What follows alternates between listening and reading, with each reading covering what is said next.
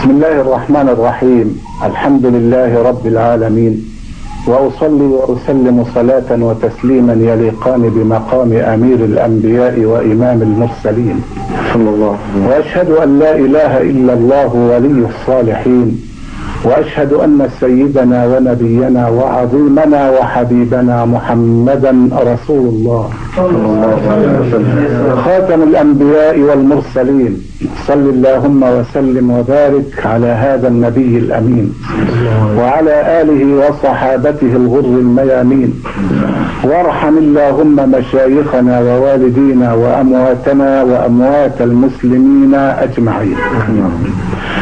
اللهم إنا نستعينك ونستهديك ونستغفرك ونتوب إليك ونؤمن بك ونتوكل عليك ونثني عليك الخير كله، نشكرك ولا نكفرك ونخلع ونترك من يفجرك.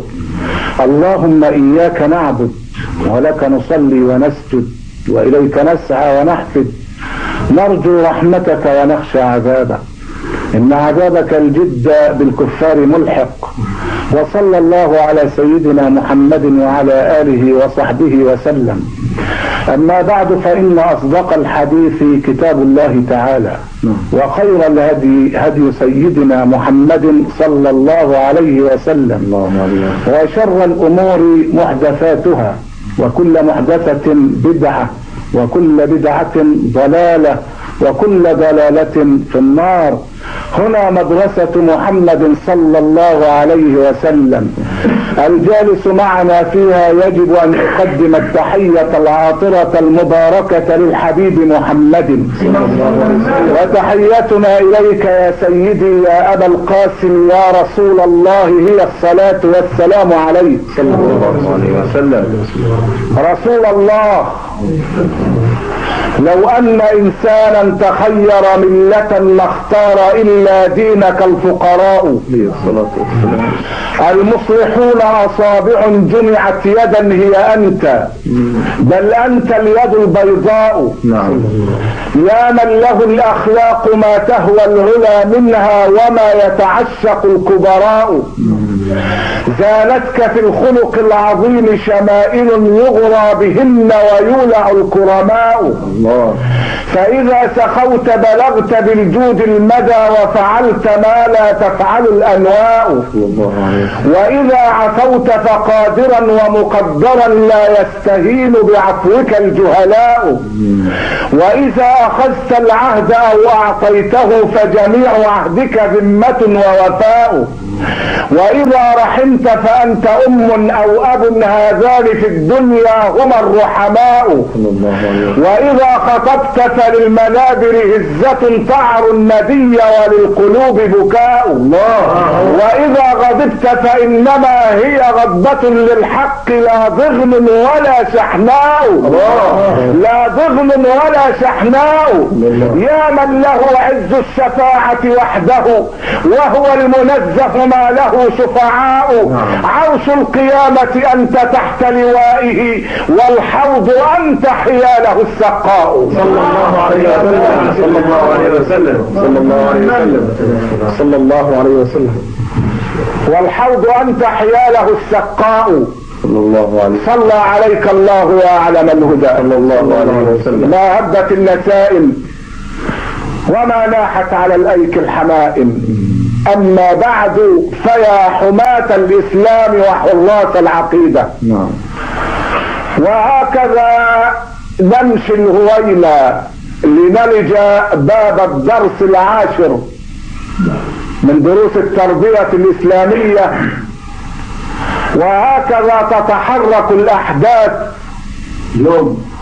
اليوم 18 من شهر نوفمبر عام 88 و900 وألف من ميلاد المسيح ابن مريم، لنلقي على العالم الإسلامي نظرة من هنا وأخرى من هناك وتلك من هنالك، لأجعل عنوان هذا الدرس الاعتصام بحبل الله وهذا العنوان دواء لداء استفحل في شرايين الأمة: الفرقة، التمزق، الافتراء. فرقة وتمزق.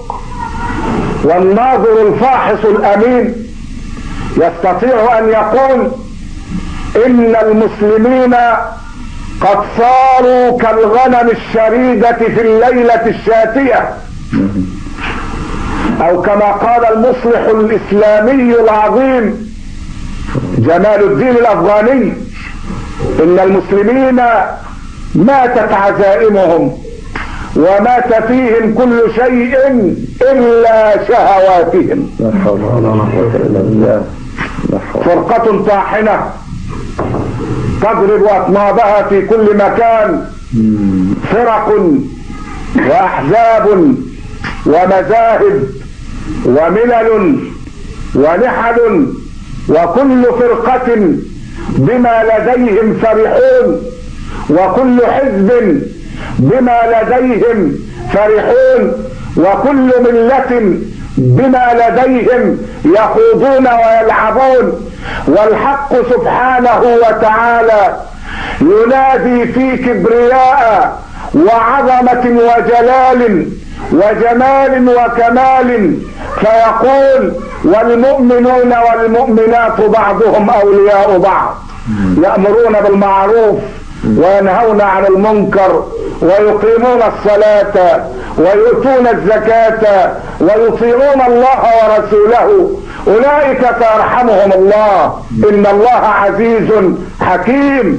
وحد الله يا مسلم، لا إله إلا الله، لا إله إلا الله، لا إله إلا الله، على حضر النبي صلى الله عليه وسلم. التبعية والفرقة داءان عضالان أصيبت بهما أمة المسلمين. فبعد أن سقطت الخلافة وعطلت الشريعة انكب الناس على حب الدنيا وكرهوا الموت، وولوا وجوههم شطر الشرق أو شطر الغرب. وأنا أقول لهم من هذا المكان: ما ضر لو اصطلحتم مع الله. لا إله إلا الله. لقد جربتم الشرق فجعتم وشردتم وقبلتم بالحديد، وحرفتم شرع الله واتبعتم الغرب فانحلت الأخلاق وتفسخت العرى، وأصبحنا في أرض مسبعة، ومن رعى غنما في أرض مسبعة ونام عنها تولى رعيها السبع. فما ضركم ما ضركم لو جربتم الله مرة. إن شرع الله قد جرب فنجح. جرب شرع الله ففتح الدنيا مشرقا ومغربا، وجعل من البحر الأبيض والأحمر بحيرتين صغيرتين تجريان في أرض الإسلام. دخل المسلمون أسبانيا في عام 92 هجرية، وغادروها في عام 896 هجرية. ضاعت الأندلس، الفردوس المفقود.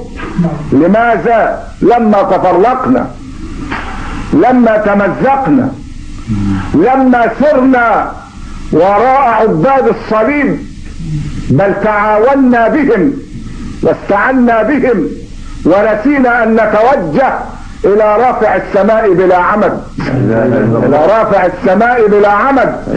وضاعت منا جزر البحر الأبيض، ضاعت صقلية وضاعت رودس، وضاعت منا الجمهوريات الإسلامية، أخذتها روسيا وحولتها إلى أعلام حمر، إلى مطرقة ومنجل. ضاعت الأورال، وضاعت السرخان، وضاعت تركستان، وضاعت القرن، ضاعت سيبيريا، ضاعت بخارى، ضاعت سمرقند، ضاعت تشقند. كل هذه ضاعت على أيدينا، ضاعت على أيدينا. ثم ضاعت فلسطين، وما أدراك ما فلسطين، نكبة النكبات في العصر الحديث.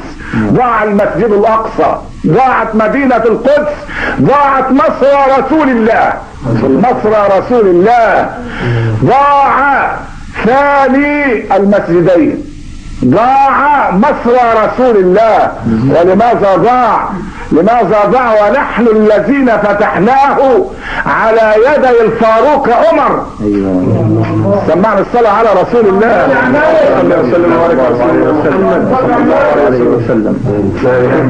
هل كانت فلسطين يوم فتحها الإسلام في أيدي اليهود؟ لا، كانت في أيدي الرومان، كانت مقاطعة رومانية. وفي عام 15 من الهجرة عزم الفاروق عمر على أن يفتح بلاد الشام ويعلي راية الإسلام. فكانت موقعة اليرموك الخالدة، كان عدد الرومان 240,000 جندي، وكان عدد المسلمين 40,000. لكن قائد المعركة كان سيف الله المسلول خالد رضي الله عنه ابن الوليد رضي الله عنه. غزا فأبلى، وخيل الله قد عقدت بالبشر والنصر، والبشرى نرصيلها، ولم يجز بلدة إلا سمعت بها الله أكبر تدوي في نواحيها. الله أكبر، الله أكبر، الله أكبر، الله أكبر. سيف الله المسلول غزا فأبلى، وخير الله قد عقدت باليمن والنصر والبشرى نواصيها. ولم يجز بلدة إلا سمعت بها الله أكبر تدوي في نواحيها. كان أبو بكر الصديق يقول: والله لأنسين الروم وساوس الشيطان بخالد بن الوليد. يا سلام يا سلام يا سلام. وكان يقول: عجزت النساء أن يلدن مثل خالد رضي الله عنه رضي الله عنه. يوم ما مات خالد هذا القائد الذي فتح بلاد الشام، يوم ما مات بجنود التركة بتاعته، كان مهرب بره كم مليون، ترك كم قصر، ترك كم عزبة، والله ما ترك غير شيئين اتنين، وقبل ما يموت وصى ان يكون في بيت مال المسلمين. ترك شيئين اتنين ايه؟ ترك المرسيدس بنز ولا الحلوفة ولا التمساح ولا لا، ترك حاجة تستغرب لها. التركة بتاعته كانت عبارة عن ايه؟ يهودا قائد فتح البلاد شرقا وغربا، ترك فرس وسيف وقال: هما مني لبيت مال المسلمين. الله الله. تعالى بقى شوف ده، يعني كده لجنة التركات لما بتجرد بقى شوف لها ايه؟ فرس وسيف، ووصى بهما لبيت مال المسلمين. اللي هو ابو بكر كان يقول فيه: عجزت النساء ان يلدن مثل خالد.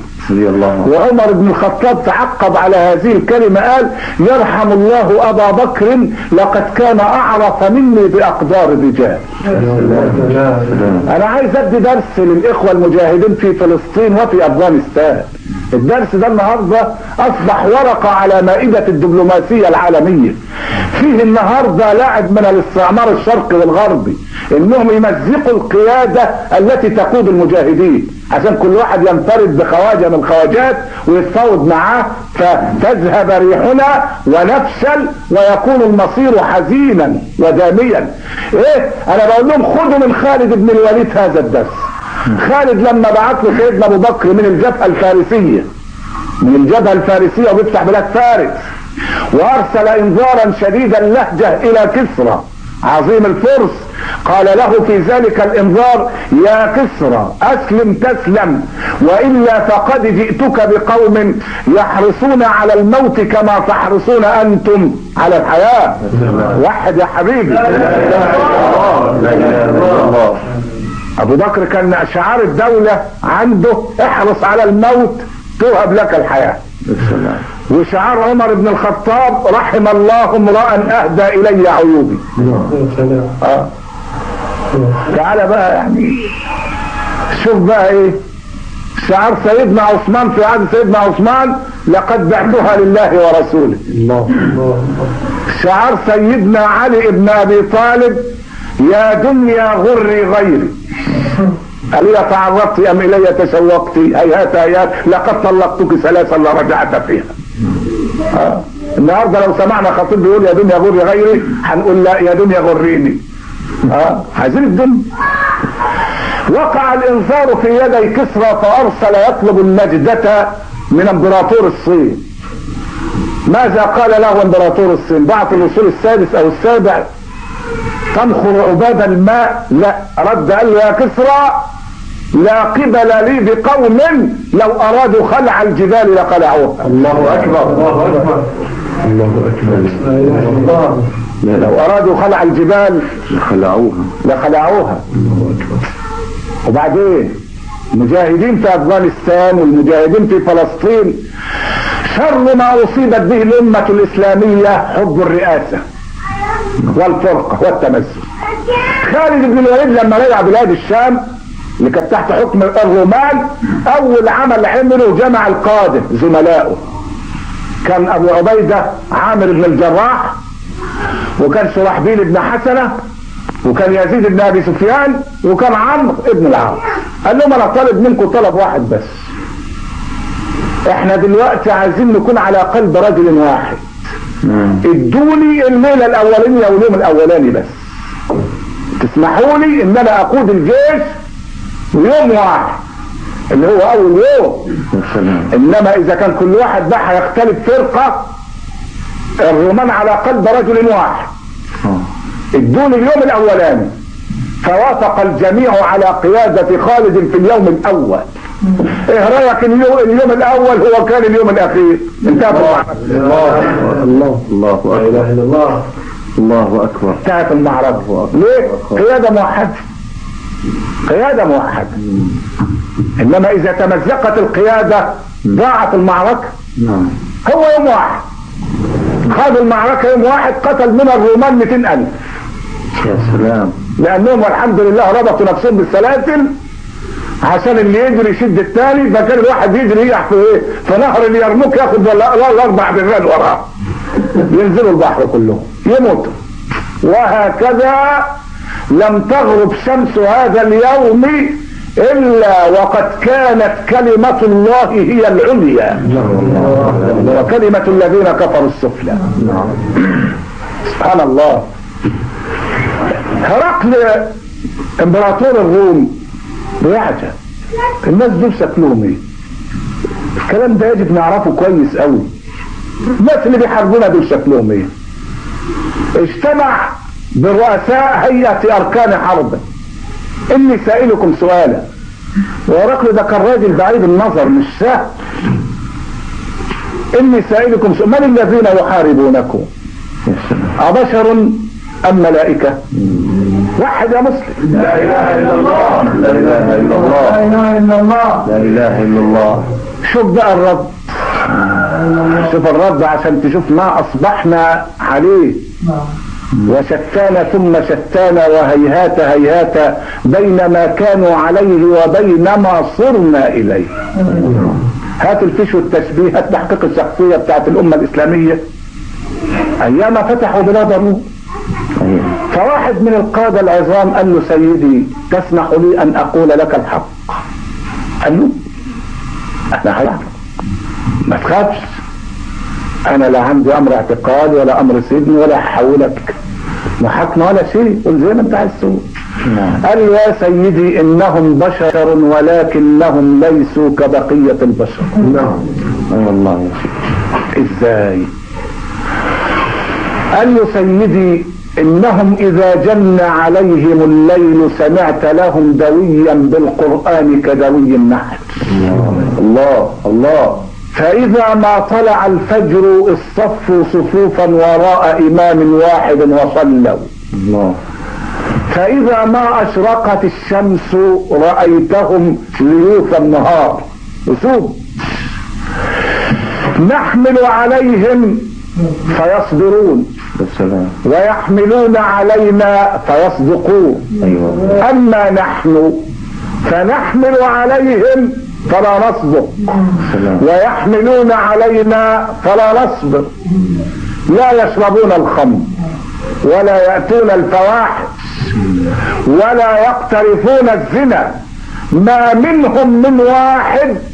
سمعنا الصلاة وشوف الله الكلمة اللي جاية دي، ما منهم من واحد إلا ويتمنى أن يموت قبل أخيه، وما منا من واحد إلا ويتمنى أن يموت أخوه قبله. بس انت عايز أكتر من كده إيه؟ انت عايز أكتر من كده إيه؟ كفاية الكلمة الأخرانية دي. ما فيش واحد منهم إلا ويتمنى أن يموت قبل أخيه. أيوة الله. روح عين. فقبل أن نخوض المعارك لا يمكن جيش ينهزم عسكريا إلا إذا هزم أخلاقيا. لابد يهزم أخلاقيا الأول. يعني احنا في 67 كانوا اليهود في دباباتهم نسخ من التوراة، احنا في دباباتنا كانت مهازم. ما يشوف الفرق، لأن المعركة بيننا وبين اليهود مش معركة فهلوة، دي معركة عقيدة. اليهود ناس عندهم عقيدة، بيحاربوا العقيدة. احنا لابد نحارب المعركة بالعقيدة، ولكل فعل رد فعل، مساوي له في المقدار مضاد له في الاتجاه. هشام العدوي بيقول افتقدت اخي في الجرحى يوم اليرموك فرأيته جريحا وبجانبه 9 جرحى، لأن المسلمين استشهد منهم في المعركة دي 3000 من 40,000. الرومان قتل منهم 200,000. 200,000 فيهم واحد. يعني كأنك بتذبح أرانب. لا إله إلا الله. أيوة. ولا مجزر آلي حتى. أسود. فبيقول افتقدت أخي في الجرح. تعال شوف الصورة دي. فقال له أخي أليس لك حاجة إلى شيء؟ قال له أنا عطشان. هات لي أشرب. جبت له المية. قال له اسأل من بجانبي فقد يكون أشد مني عطش. لا إله إلا الله. خد بالك. لا إله إلا الله. سأل اللي جنبه قال له برضه روح للي لغاية ما وصل إلى العاشر. أما العاشر قال له لا روح للأولاني يمكن يكون أشد عطش. يقول فرجعت إلى أخي فوجدت روحه قد صعدت إلى الله. رحت للي جنبه لقيته صعدت إلى الله. مات العشرة ولم يشرب. لا إله إلا الله. لا إله إلا الله. لا إله إلا الله. محمد رسول الله صلى الله عليه وسلم. والذين معه أشداء على الكفار رحماء بينهم. احنا اصبحنا النهارده رحماء بالكفار أشداء بيننا. شوف بقى الرسول لما يجي له شيء من الطعام يقوم يقول لأبو هريرة اذهب به إلى أم اليتامى. الحته احنا لابد ان احنا نتمثل بهذه الاخلاق ونطبقها ونخرجها من حيز الكلام الى حيز العمل. يجب ان ننتقل من منابر الاخشاب الى منابر الحقيقة. نعم. ايوه. فيروح سيدنا ابو هريرة يطرق الباب على ام اليتامى. ام اليتامى 6 ارملة بتعول اولاد. من الطارق يقول لها ابو هريرة. ما هو من السنة الانسان لما يطرق الباب ما يقولش انا. اما هو في مليون انا. انما تقول انا فلان. ولذلك سيدنا النبي علمنا الادب. اما جبريل طلع به في الاسراء الملائكة بعد ما استأذنوا في الدخول من الطارق؟ جبريل. من معك؟ قال لهم محمد رسول الله. قال له مرحبا بك ومن معك. كان يقدر يقول لهم افتحوا انا افتحوا ده انا ما انت عارفيني. ايه لازم السؤال السخيف ده ايه؟ طب ما ربنا نازل صالح كل يوم. جبريل وروحهم بها غداؤه والله. انما لابد يدينا درس في الادب. ادب الاستئذان. نعم. من الطارق تقول انا فلان. نعم. ادخل كده. انما من ساعه ما الباب يتوارد تيجي هاجم الست تكون لابسه مسنوم ولا نيله. لا ادب واحترام. يعلم خائنة الاعين وما تخفي الصدور. قالت ام اليتامى ماذا تريد يا ابا هريره؟ قال لها ان رسول الله قد ارسل هذا الطعام لاولادك. كانت تقدر تقول له مرحبا، ما هي الناس بتخزن الزيت وبتخزن السمك وبتخزن كل حاجه. ومره اشاعوا ان في ازمه ملح، الناس خزنت الملح، قال البحر جفت يعني، البحر الابيض والاحمر والاسود جف، ما فيش ملح. قالت له يا ابا هريره ان اولادي قد اكلوا والحمد لله، فاذهب به الى غيرنا. والسلام. فقال لها طيب ابقيه عندك حتى ياكلوه في الصباح؟ قالت والله لا افعل حتى تسال رسول الله وتقول له هل يضمن لي انهم سيكونون احياء حتى الصباح؟ الله يا سلام الله يا سلام. هذا درس بسيط بس هو درس له عمقه، يعني اعمق من البحار. اسأل رسول الله اذا كان يديك يعني كده تصريح او يديك وثيقة بانهم هيصبحوا احياء حتى الصباح، ناخد الطعام. من اللي يقدر يضمن دي؟ ولا رسول الله يضمنها النفس. صلى الله عليه وسلم. ما اغمضت عيني وظننت انني سافتحهما، وما رفعت قدمي وظننت انني اضعها، انما الموت ياتي بغتة والقبر صندوق العمل. خلاص هيقولها ابو هريره، ما هي قفلت عليه، قالت له اسال رسول الله، هو عارف ان السؤال ده لا يجاب عنه، وما تدري نفس ماذا تكسب غدا وما تدري نفس باي ارض. كانت هذه روحه وعقيدتهم، لذلك انسابوا كالبحار الطاهرة تغسل وجه الارض من ارجاسها وانجاسها وادناسها.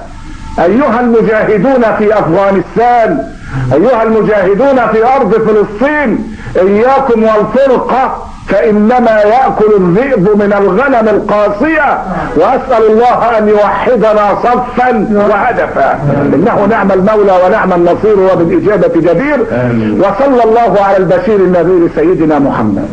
إن الأمة الإسلامية لا بد أن تلتزم الوحدة الشاملة، فقد بعث النبي صلى الله عليه وسلم لتوحيد العقائد لا لتفريق القواعد. جاء هاديا وجاء مبشرا وجاء داعيا بإذن ربه. ولو تأملت هذا الموقف الجليل المهيب الرهيب الذي حدث بين عمر وخالد لعلمت أن هؤلاء كانوا رجالا وكانوا جديرين بتلك الكلمة. فالرجولة عملة نادرة طالما اهتزت لها أعواد المنابر ووصل رنينها إلى أعماق القلوب، لأنهم رباهم محمد، ومحمد كان بين الناس رجلا، وكان بين الرجال بطلا، وكان بين الأبطال مثلا. هو الذي وقف في حومة الوغى وساحات القتال يوم حنين يقول أنا النبي لا كذب، أنا ابن عبد المطلب صلى الله عليه وسلم. صلى الله عليه وسلم. انتهت معارك خالد، انتهت معركة الحرب وفترة الصدام، فلا بد للأمة من قائد يسالم، فكان هو أبا عبيدة. ووصلت رسالة العزل إلى خالد، خلاص مرحلة السيف انتهت، يبقى فيه مسالمة، يبقى فيه بقى استتباب أمن، يبقى فيه بناء، يبقى فيه نشر دعوة. إذا فليولى أبو عبيدة بن الجراح قيادة الجيش. ماذا قال خالد؟ هل انشق على طاعة الأمير في المدينة؟ أهو ده أمير وده قائد جيش، بينما إن هذا القائد سيدنا أبو بكر بيقول لأنسين الروم وساوس الشيطان بخالد بن الوليد. وصلوا جواب العزل فقبله كما يقبل آية الله تاليها. انتهى. فالقاهرة الفرس والرومان هل شفعت له الفتوح وهل أغنى تواليها؟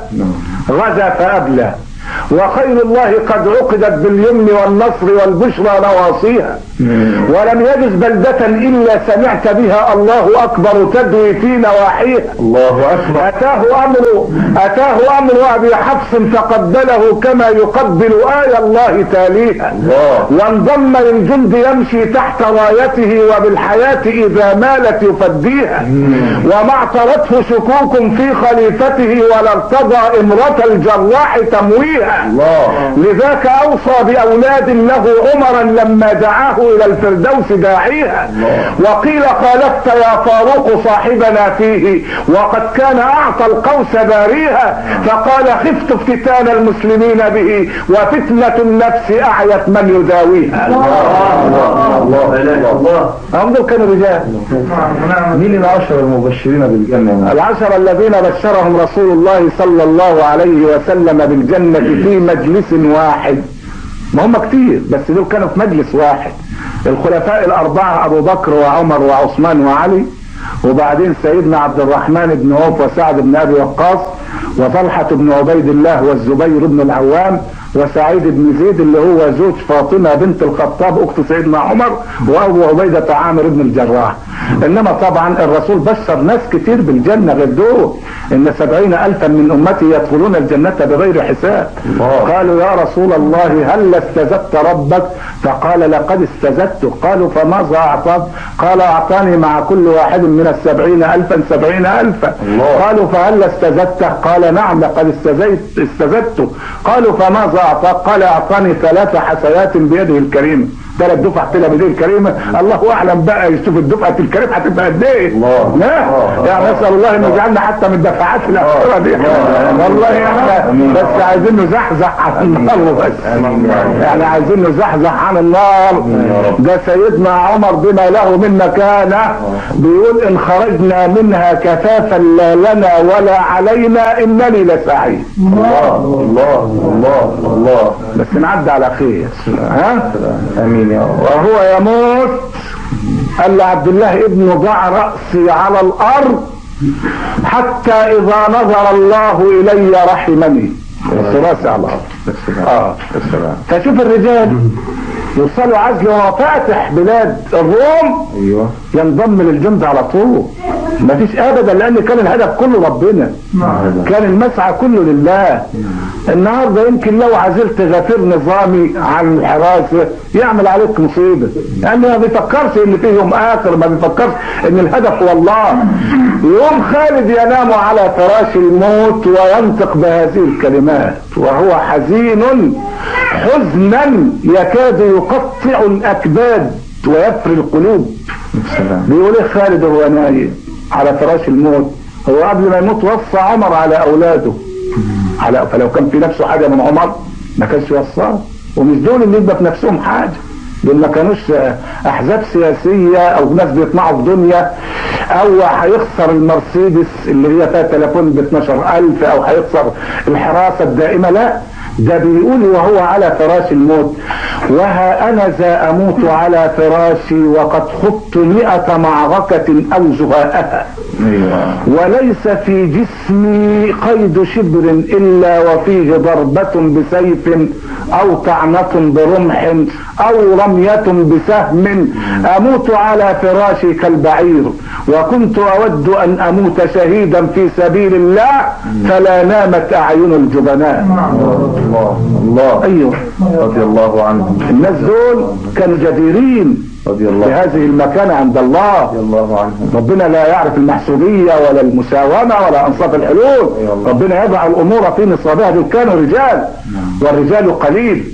ولذلك لما فتحت بلاد الشام ودخلوا فلسطين سنة 15 في شوال سنة 15 هجرية، ايه اللي حصل؟ كانت في ضمان ما كانش في اليهود، انما اليهود هم اللي اغتصبوها مننا بمقتضى وعد بلفور سنة 17 وبمقتضى الخيانة التي حصلت من العرب لما خانوا الدولة العثمانية ووقفوا مع الحلفاء.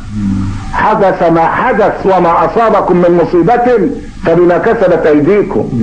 عمر بن الخطاب ارسل اليه القادة، كل ما يجي قائد من قواد المسلمين يستلم المفاتيح من بطريرك القدس زفرنيوس يقول لهم لا، ليس فيكم الاوصاف التي قرأناها في التوراة والتي تستلم مفتاح بيت المقدس. الله.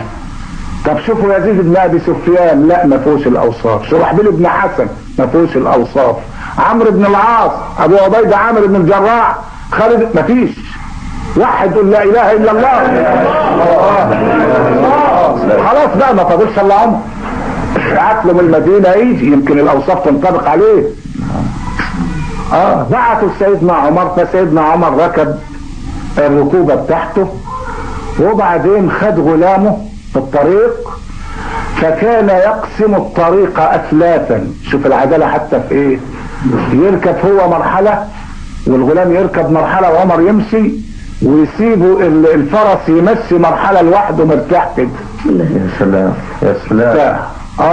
يا سلام. شوف العدالة حتى في قسمة الطريق. لا اله الا الله. كانوا بيقدروها بالكيلو، لا كانوا بيقدروها بقراءة القرآن. لا اله الا الله. اركب يا ابني اقرا ياسين وانزل وانا اقرا الصفات وانزل، بس صور متساوية يعني. الواحد يقول لك انا طب ممكن عمر يقرا البقرة لغاية ما توصلوا الشاة ويقراها على السبعة، يقراها على ورش وعلى حمزة اللي المد بتاعه 6 حركات قبل ما يوصل. لو اني لا كان في حمزة ولا ورش يمين. وحد يا مسلم لا اله الا الله. لا اله الا الله. صلى على النبي. صلى على النبي. والله ده يعني دي امثلة حية يجب ان احنا ندرسها ونجلس على موائدها.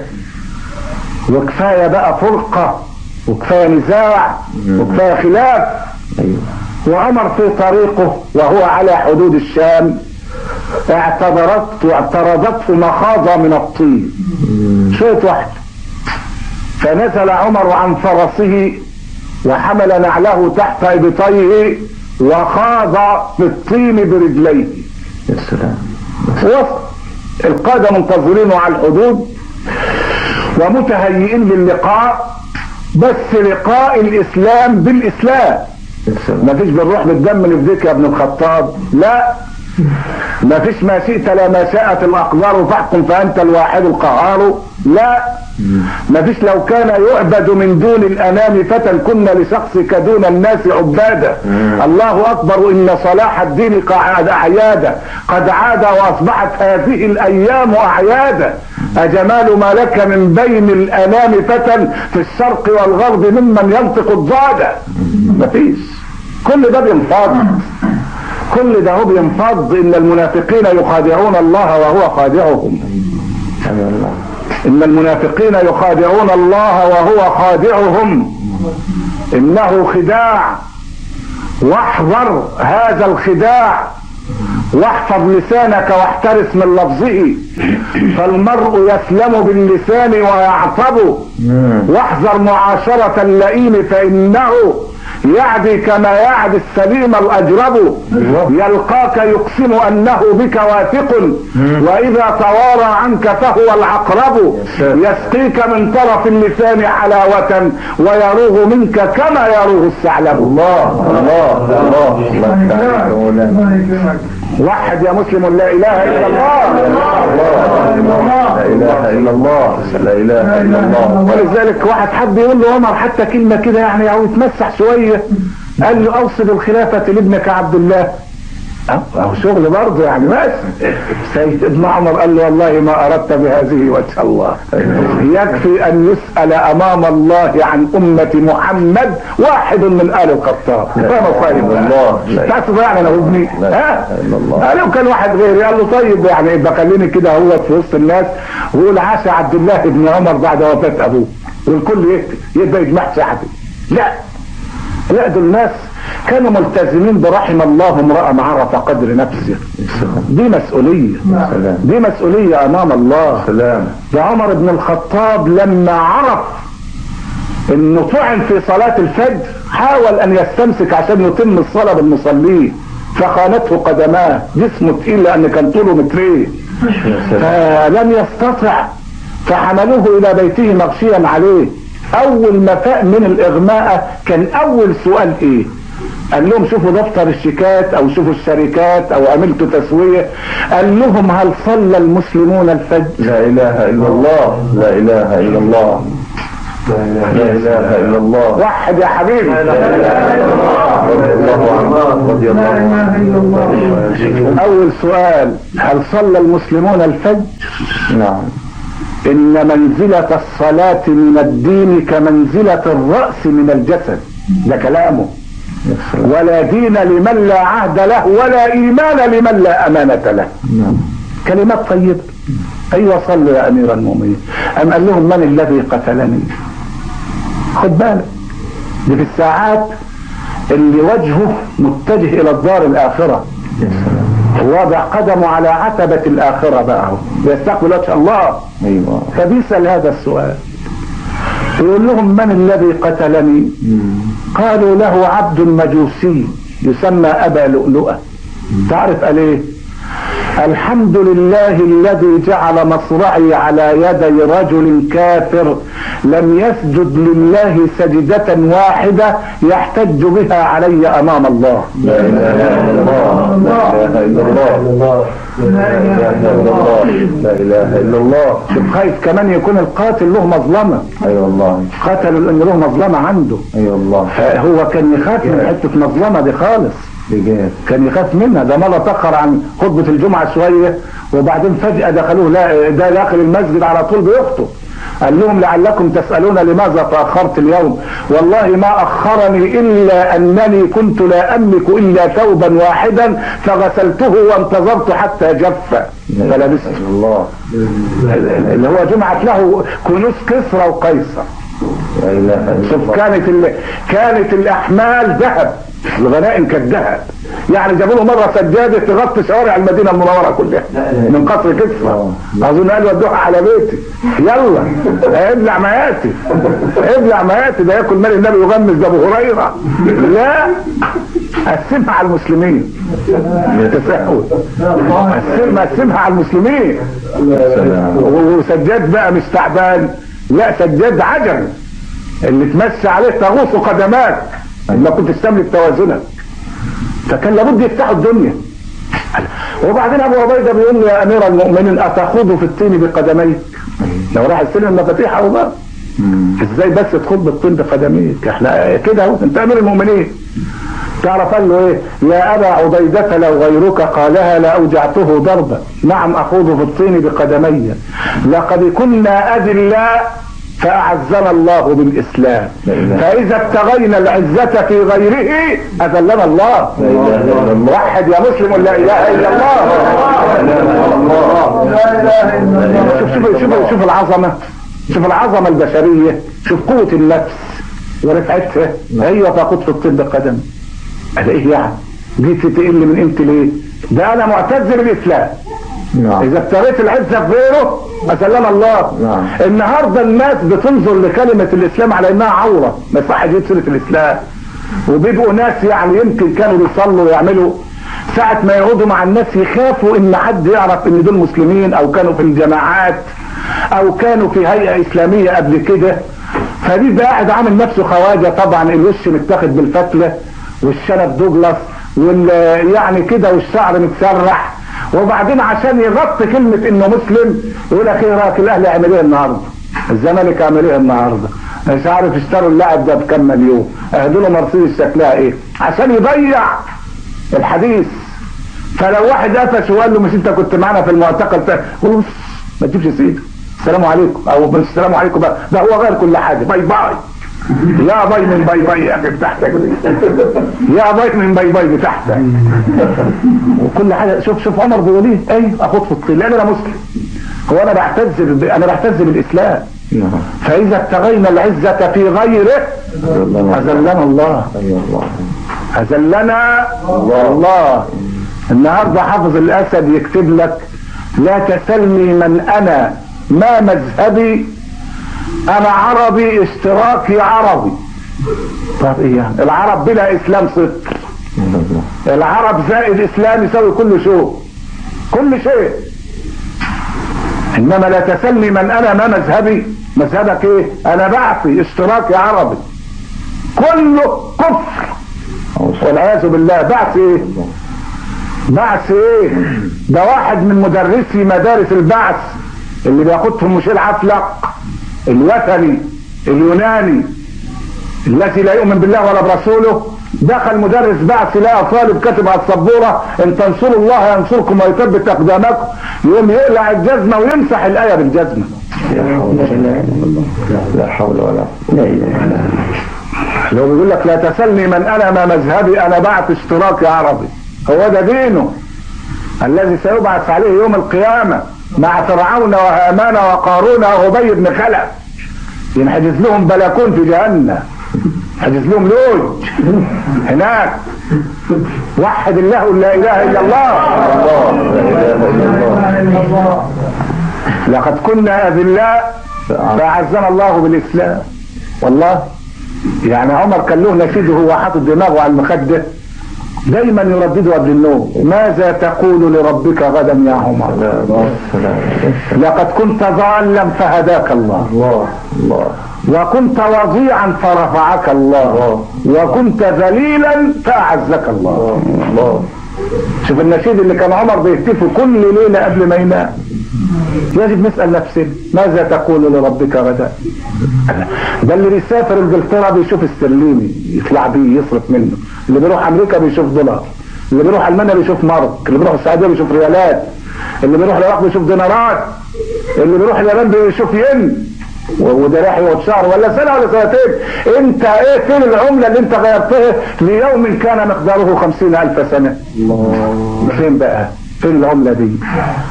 تزود من التقوى فإنك راحل وسارع إلى الخيرات في من يسارع، فما المال والأهلون إلا ودائع، ولا بد يوما أن ترد الودائع. لا إله إلا الله، لا إله إلا الله. نعم. عمر بيتناوب مع الغلام بتاعه الطريق. القادة العظام اللي فتحوا الروم واقفين يقولوا: يا رب النوبة تيجي على عمر وهو داخل بيت المقدس يكون هو اللي راكب. انا تبقى مصيبه لو ركب الواد الغلبان ده وقف ماشي وراه زي الفايز بتاع حضرة العمده، دي مصيبه. وتيجي الامور تحكم بايه؟ بان النوبه تيجي على الولد يركب وهو داخل بيت المقدس. لا اله الا الله. وعمر وراه. اظن واحد جذب وقال له: انزل ده كسر رقبتك، ده انت قليل الادب. لا مفيش في التزام. دخل الغلام راكبا وعمر يمشي. يا سلام. وجابوا البطريرك بتاع مدينة القدس اللي هي ضاعت النهاردة وتهودت، والمسجد الأقصى بيزال عشان تغير معالمه، والمسلمون 1,000 مليون في مشارق الأرض ومغاربها ولكنهم غثاء كغثاء السيل. نزعت المهابة من قلوب أعدائهم وألقي الوهن في قلوبهم، والوهن حب الدنيا وكراهية الموت. يا سلام. وكراهية الموت. وحد يا مسلم: لا اله الا الله. لا اله الا الله. لا اله الا الله. اول ما شافوا البطريرك قال له: اتفضل المفاتيح. ايه اللي حصل؟ قال له: هذه الاوصاف قرأناها في التوراة، ان من يتسلم مفاتيح بيت المقدس يدخله ماشيا وغلامه راكب. الله الله الله. شوف الامور ماشيه ازاي. الله.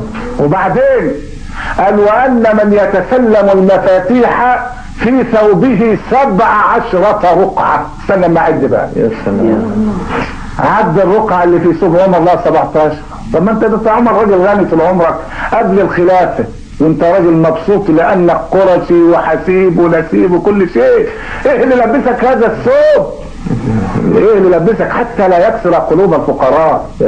ما هو ما تقوليش اشتراكيه وبعدين تطبق علينا الاشتراكيه وانت تركب عربيه 8 امتار وتعشى كباب ب 25 جنيه الكيلو. عمر كان بيلبس ثوب مرقع. ليه؟ لانه قائد، لانه زعيم، يوم الكل يقلده ويمثله. ولذلك في يوم المجاعة او في عام المجاعة جابوا له ما لذ وطاب، يذبحوا البعير ويجيبوا له هو الحتتين الكبده على حتتين بتكلاوي، حتت خفيفه وظريفه كده. عمر لما لقى الطبق كده حلويات كله فبص قال: لمن هذا؟ قالوا: ليك يا امير وانت في النار تعبان وحد يا حبيبي. لا اله الا الله. لا اله الا الله. ما كانوش يعرفوا التمثيل. اي والله. ما كانش يفهم عينيه برسلين عشان يقدر يعيط. لا. يا سلام. كانوا ناس اهل حقائق. الاكل ده ليا؟ قال: انت راجل تعبان. يوم يسال سؤال: اكل المسلمين اعطيتهم هكذا؟ يا سلام. لا، هنجيب كده قد ايه وكلا قد ايه.